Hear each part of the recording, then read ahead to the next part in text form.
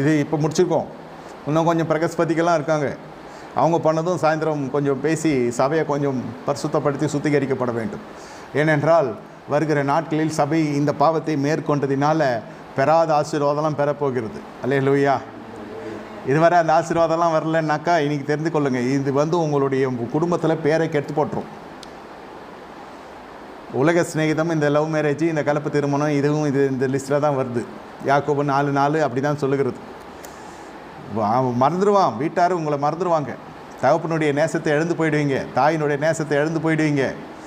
எப்போ ஒருத்தனோட கை உங்கள் மேலே படுகிறதோ அல்லது உங்கள் கை எப்பொழுது உங்கள் சரீரம் மற்றவர்களுக்கு ஒப்பு கொடுக்கிறீர்களோ அப்பொழுதே உங்களுக்கும் பெற்றோருக்கும் உங்களுக்கும் பிதாவுக்குமாரின் பரிசுத்தாவின் தேவ சமூகத்துக்கும் பெரிய இடைவெளி வந்துடும்.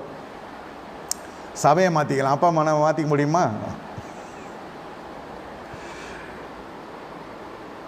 சொல்கிறேன்.